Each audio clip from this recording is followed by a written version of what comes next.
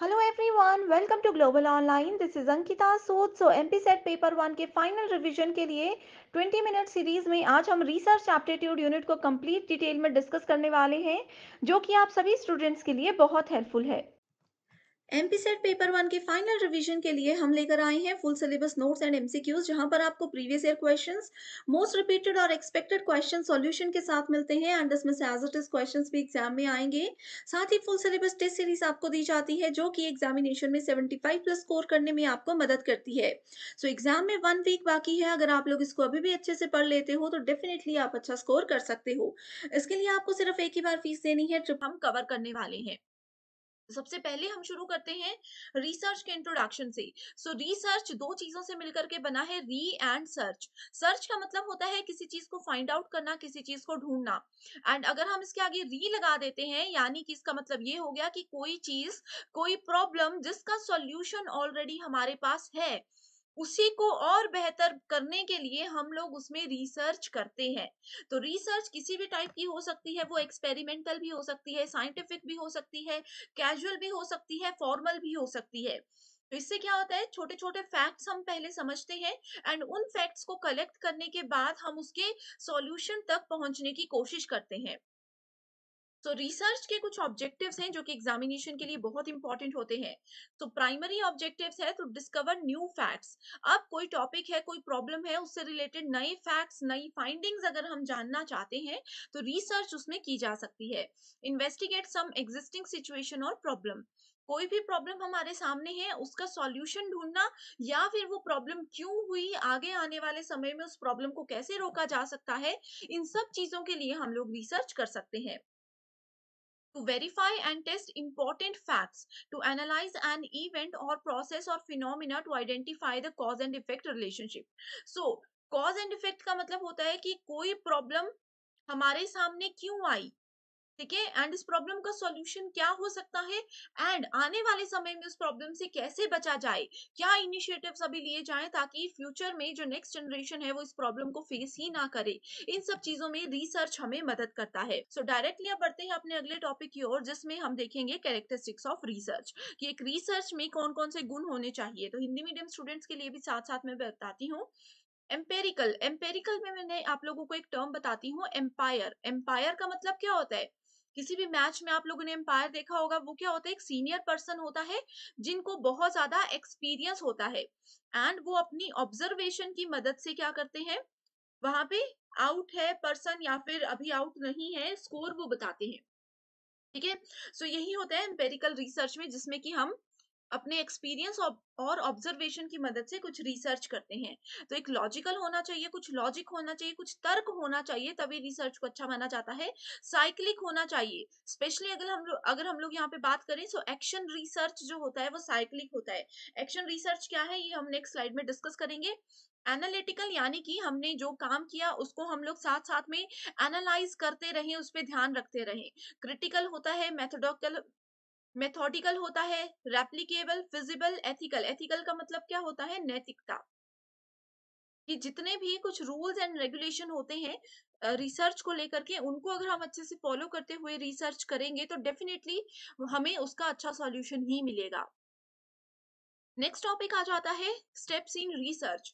Research में different steps होते हैं जो कि अगर हम अच्छे से फॉलो करेंगे तो इजीली विदाउट एनी प्रॉब्लम हम अपने सॉल्यूशन तक पहुंच सकते हैं। पहला स्टेप है आइडेंटिफिकेशन ऑफ रिसर्च प्रॉब्लम। अब देखो, रिसर्च यानी कि अनुसंधान किसी पर्सन को क्यों करना होता है। किसी भी चीज की रिसर्च तब होती है अगर उससे रिलेटेड कोई प्रॉब्लम हमारे पास होगी। अगर मेरे पास कोई प्रॉब्लम ही नहीं है, हमारे पूरे वर्ल्ड में, पूरे इंडिया में या सोसाइटी में कोई प्रॉब्लम ही नहीं है, तो उसका सॉल्यूशन ढूंढेंगे ही क्यों, तो रिसर्च होगी ही नहीं। तो इसीलिए सबसे पहले हमारे पास रिसर्च की प्रॉब्लम होनी चाहिए, कि क्या प्रॉब्लम है, क्या समस्या है, ताकि हम उसका सॉल्यूशन ढूंढ सके। उसके बाद दूसरा स्टेप आता है लिटरेचर रिव्यू, यानी कि सेम प्रॉब्लम से रिलेटेड जो भी पहले साहित्य लिखे गए हैं या फिर किसी और ने उससे रिलेटेड रिसर्च की हुई है, वो हमें पढ़ना बहुत जरूरी होता है। क्योंकि कई बार क्या होता है कि मान लीजिए कि एबीसी नाम की कोई प्रॉब्लम है, ये प्रॉब्लम मेरे सामने है एंड मैं सोच रही हूँ कि ये तो बहुत बड़ी प्रॉब्लम है, इसका सॉल्यूशन मैं रिसर्च करके ढूंढ लूंगी। लेकिन अगर हम रिसर्च रिव्यू लिटरेचर रिव्यू कर लेंगे तो हमें पता चल जाएगा कि ऑलरेडी किसी ने इस पे रिसर्च की है या फिर नहीं की है। अगर किसी पर्सन ने इस पे ऑलरेडी रिसर्च की होगी तो उसके लिटरेचर को हम पढ़ेंगे एंड हमें आइडिया हो जाएगा कि उन्होंने इसका सॉल्यूशन ढूंढा था कि नहीं ढूंढा था, उनको इसके दौरान क्या क्या प्रॉब्लम फेस करनी पड़ी थी। Then we have formulation of hypothesis यानी कि परिकल्पना बना लेना। प्रिपेयरिंग रिसर्च डिजाइन, डेटा को कलेक्ट करना, फिर जो डेटा कलेक्ट किया है उसको एनालाइज करना, अच्छे से विश्लेषण करना, जर्नलाइजेशन एंड इंटरप्रिटेशन, उसके बाद रिपोर्ट बनाना एंड लास्ट में आता है निष्कर्ष यानी कि कंक्लूजन। तो ये आप देख सकते हो रिसर्च के स्टेप से रिलेटेड एक मोस्ट एक्सपेक्टेड क्वेश्चन है जो कि 2023 एग्जाम में जरूर पूछा जाएगा। सो इसका देखो यहाँ पे मैंने 6 ऑप्शंस दिए हैं, आपने बताना है कि इनमें से करेक्ट आंसर कौन सा है। इसका आंसर आप मुझे कमेंट करके बताइए, मैं वहां पर ही आपको बताऊंगी कि ये सही है या गलत है। नेक्स्ट टॉपिक आ जाता है रिसर्च आर्टिकल यानी कि शोध का आलेख। So research article reports on the results of original research, reviews its contribution to knowledge body in a specific field and publishes it in a peer reviewed journal। Simple सी language में इसको हम समझते हैं। रिसर्च आर्टिकल क्या होता है, इसको हम लोग कई बार एम्पेरिकल और प्राइमरी सोर्स भी बोलते हैं, यानी कि प्राथमिक जगह है जहां से हम किसी भी रिसर्च के बारे में जान सकते हैं। और रिसर्च आर्टिकल एक जर्नल आर्टिकल होता है, ये एक जर्नल आर्टिकल होता है in which authors report on research they did. अब मान लीजिए मैं क्या कर रही हूँ, मैं रिसर्च कर रही हूँ कोई भी टॉपिक पर, किसी भी सोशल प्रॉब्लम पे मैं रिसर्च कर रही हूँ। अब मैंने अपनी रिसर्च के दौरान क्या क्या किया, क्या प्रॉब्लम मेरे सामने थी एंड कैसे मुझे इसका सॉल्यूशन मिला, इस पे छोटा सा आर्टिकल जो लिखा जाता है वो रिसर्च आर्टिकल के अंदर लिखा जाता है। Research articles are always primary source. Whether or not a research article is peer reviewed depends on journal that publishes it. Okay?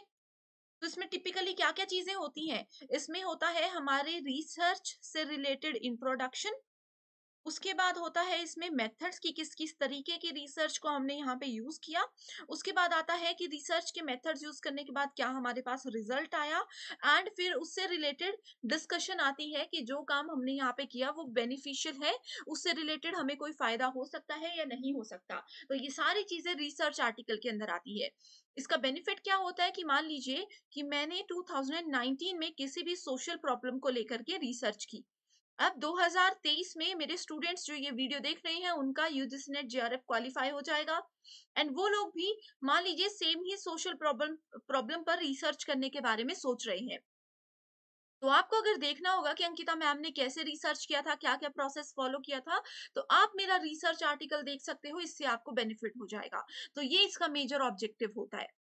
Correct. So I hope ये टॉपिक आपको बिल्कुल समझ आ गया है। तो स्टूडेंट्स ये जो सीरीज में आपके लिए लेकर आई हूँ कि 20 मिनट्स में हम 20 कॉन्सेप्ट्स को कवर करेंगे। अगर आपको ये कॉन्सेप्ट समझ आ रहा है एंड आपको लगता है कि इससे आपके अच्छे से रिवीजन हो रही है एंड मैं इसको कंटिन्यू रखूं, तो आप मुझे जल्दी से कमेंट कर दीजिए ताकि मैं नेक्स्ट यूनिट्स जो है रिमेनिंग यूनिट्स उन पर भी इसी तरह की वीडियोस आपके लिए लेकर। नेक्स्ट आ जाता है फिर हमारे पास टॉपिक जिसका नाम है रिसर्च थीसिस। थीसिस जिसको कि डिसर्टेशन के नाम से भी जाना जाता है, हालांकि इन दोनों में थोड़ा सा डिफरेंस होता है। क्या डिफरेंस होता है स्टूडेंट्स, ये होमवर्क है। थीसिस और डिसर्टेशन में क्या डिफरेंस होता है ये मुझे जल्दी से कमेंट करके आप लोग बता दीजिए। अगर आपको आता है तो भी बताइए, नहीं आता है तो भी बताइए, इस पे एक शॉर्ट वीडियो में लेकर आऊंगी। थीसिस और डिसर्टेशन एक टेक्स्ट होता है that describes the author's work and result in support of an application for an academic degree or professional qualification। So as a researcher आप लोग जिस जिस भी काम पर रिसर्च कर रहे हो, जिस भी टॉपिक पर रिसर्च कर रहे हो, उसकी आपकी क्या रिपोर्ट आई, क्या आपने रिसर्च किया, ठीक है, उससे रिलेटेड एक एप्लीकेशन टाइप होता है जिसकी बेसिस पे आप लोगों को अपनी पीएचडी की डिग्री प्रोवाइड करवाई जाती है। ठीक है, सो ये होता है रिसर्च थीसिस। अगर हम सिंपल लैंग्वेज में बोले, thesis is your proposed answer to your research question which you finalise only after completing the research. Research complete होने के बाद ही इसको फाइनलाइज किया जाएगा एंड इसी को देख करके आप लोगों की डिग्री आपको मिलती है। नेक्स्ट आ जाता है the two most important and commonly used formatting styles. ठीक है। सो अब देखो, रिसर्च थीसिस या रिसर्च में जो कुछ भी चीजें होती है उसको कैसे लिखा जाता है, उसके दो फॉर्मेट्स होते हैं, एमएलए और एपीए। जनरली ये दोनों फॉर्मेट सिर्फ एग्जाम के लिए इंपॉर्टेंट है। जब एक्चुअल में आप लोग पीएचडी करने जाओगे तो वहां पे स्टूडेंट्स, आप लोग जिसमें यूनिवर्सिटी से पीएचडी करते हो, वही आपको फॉर्मेट बताते हैं। तो एमएलए का फॉर्मेट फुल फॉर्म है मॉडर्न लैंग्वेज एसोसिएशन। एपीए का मतलब है अमेरिकन साइकोलॉजिकल एसोसिएशन। करेक्ट। सो ये क्या होता है, वर्क साइटेड होता है, रेफरेंस लिस्ट होती है। सो इसमें आपको यही याद रखना है। नेक्स्ट है डिफरेंट टाइप्स ऑफ रिसर्च, जिसमें कि पहला आता है फंडामेंटल, जिसको कि बेसिक रिसर्च बोला जाता है। एंड इसको हम लोग प्योर रिसर्च भी बोलते हैं, जिसमें सिर्फ हम नॉलेज को कलेक्ट करते हैं, कहीं यूज नहीं करते। Then we have applied research. Applied research किसी भी पर्टिकुलर क्वेश्चन के सॉल्यूशन को ढूंढने के लिए यूज किया जाता है। एंड एक्शन रिसर्च होता है, सिर्फ सॉल्यूशन ढूंढना नहीं, इमीडिएट कहीं पे हम लोगों को अगर एक्शन लेना है तो उसके लिए एक्शन रिसर्च यूज होता है। जैसे मेरे सामने कोई प्रॉब्लम आ गई है, मैं इसका सॉल्यूशन ढूंढूंगी, सिर्फ दिमाग में नहीं सोचूंगी, उसको एक्चुअल में हम यूज करेंगे, एक्चुअल में प्रैक्टिकल करके देखेंगे। Then we have qualitative and quantitative research. So qualitative, quantitative क्या करता है, नंबर्स के साथ डील करता है। Quantitative research deals with numbers, statisticals. And qualitative जो है डील करता है वर्ड्स के साथ एंड उन वर्ड्स के मीनिंग्स के साथ। Then we have deductive and inductive research. Deductive क्या होता है, अपर लेवल से नीचे के लेवल पे आएंगे तो वो डिडक्टिव होगा, नीचे के लेवल से ऊपर के लेवल पे जाएंगे तो वो इंडक्टिव होगा। करेक्ट। सो इंडक्टिव रीजनिंग की अगर पहले बात करें, inductive reasoning aims at developing theory. तो थ्योरी डेवलपमेंट की कहीं पे बात आती है तो वो हम इंडक्टिव रीजनिंग की बात करते हैं। जबकि डिडक्टिव रीजनिंग किस पे फोकस करता है, ये उसकी टेस्टिंग पे फोकस करता है, जो एग्जिस्टिंग थ्योरी है उसकी टेस्टिंग पे फोकस करता है डिडक्टिव रीजनिंग। नेक्स्ट आ जाता है फिर हमारे पास सैम्पलिंग। सो सैम्पलिंग क्या होता है, सैम्पलिंग, अब देखो मान लीजिए मुझे अपने रिसर्च के लिए लोगों से ओवरव्यू लेने हैं, लोगों के रिव्यूज लेने हैं। एंड मैं रिसर्च के लिए किसी सोशल प्रॉब्लम की रिसर्च के लिए चली गई किसी कॉलेज में जहाँ पे 10,000 स्टूडेंट्स थे। तो अब 10,000 स्टूडेंट से क्वेश्चंस पूछना तो पॉसिबल नहीं है। तो हम क्या करते हैं, 10,000 में से 100 स्टूडेंट्स को सिलेक्ट करेंगे। तो वो किस बेसिस पे सिलेक्ट किया जाता है, ये हो गया सैंपल। ठीक है, 10,000 क्या है, टोटल पॉपुलेशन है, 100 क्या है, सैंपल है। तो दो तरीके से उसको किया जाता है, एक होता है प्रोबेबिलिटी, एक होता है नॉन प्रोबेबिलिटी। तो इनके नाम आपको याद होने चाहिए, कन्वीनियंस, जजमेंटल जिसको पर्पसिव भी बोलते हैं, snowball and quota sampling. Probability में आता है stratified, systematic, cluster and simple random sampling. Detailed video इस टॉपिक पर मैं लेकर के ऑलरेडी आई हूँ, अगर आपने वो नहीं देखी है तो मुझे कमेंट कीजिए, मैं आपके साथ शेयर कर दूंगी। Then we have hypothesis. Hypothesis का मतलब परिकल्पना करना। अब किसी प्रॉब्लम में मैं फंस गई, उसके सॉल्यूशन के लिए डायरेक्टली तो मैं किसी ट्रैक पे नहीं चल पाती हूँ, पहले हम आइडिया लगाते हैं ना कि मैं ये करूं या फिर मैं ये काम करूं कि मेरे को सॉल्यूशन मिल जाएगा, तो इस चीज को बोलते हैं परिकल्पना करना। सो परिकल्पना का एग्जैक्ट अगर हम लोग देखें तो ये बहुत इंपॉर्टेंट होता है। रिसर्च में किसी प्रॉब्लम में फंस गए तो हमें सॉल्यूशन तक जाने के लिए देखना पड़ता है कि ये प्रैक्टिकल करें, ये प्रैक्टिकल करें, या ये फिर प्रैक्टिकल अप्रोच को ट्राई करें। सो परिकल्पना बेसिकली टेस्टिंग जरूरी होती है हाइपोथेसिस की, जिसमें दो चीजें होती है, null hypothesis and alternative hypothesis. Testing की बाद में बात करेंगे, दो टाइप्स है, नल एंड अल्टरनेटिव। तो नल क्या बोलता है, नल बोलता है नो डिफरेंस। नल बोलता है कि बॉयज एंड गर्ल्स के बीच में कभी कोई डिफरेंस नहीं है, they both are always equal. ये एक एग्जाम्पल है नल हाइपोथेसिस का, कि नो डिफरेंस होता है हर एक चीज में, बॉयज गर्ल्स इक्वल है, ब्लैक एंड व्हाइट इक्वल है, ये ऐसे बोलता है। ऑल्टरनेटिव हाइपोथेसिस क्या करता है, ये प्रॉपर तरीके से बताता है कि एग्जैक्टली किस तरह से काम चल रहा है। ठीक है, अगर हम लोग नल को एक्सेप्ट कर लेते हैं तो बहुत अच्छी बात है। इन केस अगर हम लोग नल हाइपोथेसिस को एक्सेप्ट नहीं करते तो हमारे पास सिर्फ ऑल्टरनेटिव हाइपोथेसिस को ही एक्सेप्ट करने का ऑप्शन रहता है, जिसको कि वैकल्पिक परिकल्पना के नाम से जाना जाता है। Correct. So alternative hypothesis states your research prediction of an effect और रिलेशनशिप। ये बोलता है कि दो चीजों के बीच में डिफरेंस होता है। सो नेक्स्ट अगर हम लोग बात करें टाइप 1 एंड टाइप 2 एरर की, तो इसको समझाने के लिए यहाँ पे मैं आप लोगों को बताती हूँ कि टाइप 1 एरर क्या होता है। तो टाइप 1 एरर को बोला जाता है false positive and type 2 error को बोला जाता है फॉल्स नेगेटिव। करेक्ट। अगर हम लोग यहाँ पे आप देखो, टेस्ट रिजेक्ट्स नल, अगर हम लोग नल हाइपोथेसिस को रिजेक्ट कर देते हैं, ठीक है, हमने क्या कर दिया, नल हाइपोथेसिस था उसको हमने रिजेक्ट कर दिया, लेकिन एक्चुअल में वो ट्रू था, ट्रू हाइपोथेसिस को हमने गलती से रिजेक्ट कर दिया, तो वो टाइप 1 एरर है जिसको कि फॉल्स पॉजिटिव बोला जाता है। तो इस तरह से इस टेबल पे आप देख सकते हो। उसी के साथ अगर हम लोग नल हाइपोथेसिस को फॉल्स कर देते हैं जबकि वो करेक्ट था, तो वो इफेक्टिव एग्जिस्टेंस के अंदर आता है। टेस्ट एक्सेप्ट्स नल, जब हम नल हाइपोथेसिस को एक्सेप्ट कर देते हैं तो वो करेक्ट डिसीजन होता है, जिससे एक्स्ट्रा कोई फर्क नहीं पड़ता, एंड वो टाइप 2 एरर होता है जिसको कि फॉल्स नेगेटिव के नाम से जाना जाता है। Next we have research ethics. और रिसर्च की नैतिकताएं होती हैं। रिसर्च की नैतिकताओं में कुछ चीजें इंपॉर्टेंट होती है, जैसे कि हम लोगों को ऑनेस्टी रखनी चाहिए, ईमानदारी के साथ रिसर्च करनी चाहिए, जो हमारा डेटा आया है, जो हमारा रिजल्ट आया है, उसमें मिलावट नहीं करनी चाहिए। कई बार क्या होता है, मान लीजिए वो बोलते हैं कि रिसर्च करके आओ एंड उसका मिनिमम एवरेज पॉइंट 0.05 होना चाहिए, एंड मेरा आ गया 0.03। तो रिसर्च एथिक्स हमें बोलता है कि जो आपका रिजल्ट आया है आप उसी को यूज करो, यहाँ पे थोड़ी सी भी मिलावट या बेईमानी नहीं करनी है। तो इसी तरह से रिसर्च एथिक्स के कुछ रूल्स होते हैं जिनको ध्यान में रखते हुए हमें काम करना है। जो रिसर्च हम कर रहे हैं उसको कॉन्फिडेंशियल रखना है, थोड़ा प्राइवेट रखना है, हर एक चीज सबके साथ शेयर नहीं करनी है। या फिर अगर हम किसी के पुराने रिसर्च से मदद मदद ले रहे हैं, उनकी थीसिस या पेपर से मदद ले रहे हैं, तो वहां पर भी हमें झूठ नहीं बोलना है कि हमने ये खुद किया। हमें वहां पे एज इट इज लिखना है कि हमने कहीं से मदद ली है। ऐसे छोटे छोटे रूल्स होते हैं जो कि रिसर्च एथिक्स के अंदर आते हैं, कि हम लोगों को यहाँ पे लॉयल रहना है, रिस्पेक्टफुल रहना है, ट्रांसपेरेंसी होनी चाहिए, ठीक है, फेयरनेस होनी चाहिए, लीडरशिप होनी चाहिए। ये सब चीजें आती है रिसर्च एथिक्स के अंदर। अगला आ जाता है टॉपिक क्वेश्चनियर। क्वेश्चनियर यानी कि प्रश्नावली। अब देखो, आप लोगों ने बहुत जगह देखा होगा सोशल मीडिया पर भी कि लोग एक इंटरव्यू लेते हैं, पब्लिक में जाकर के लोगों से कुछ पूछते हैं कि अपने प्राइम मिनिस्टर के बारे में बताओ, इस तरह के छोटे छोटे questions.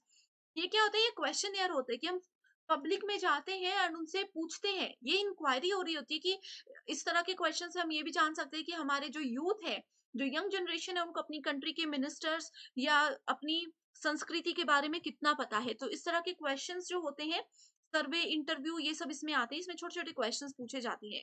Then we have question के types, close ended and open ended questions. So close ended questions क्या होते हैं, जिसमें कि सिर्फ किसी से यस और नो, ट्रू और फॉल्स, इस तरह के क्वेश्चंस पूछे जाते हैं। ओपन एंडेड होता है किसी से पूरा रीजन अगर हम मांगते हैं कि ये क्यों हुआ। अगर मैं आपसे रीजन मांगू कि आपको ये क्लास पसंद आ रही है एंड आप सिर्फ आंसर दे रहे हो यस या नो में, तो वो क्लोज एंडेड क्वेश्चन हो गए।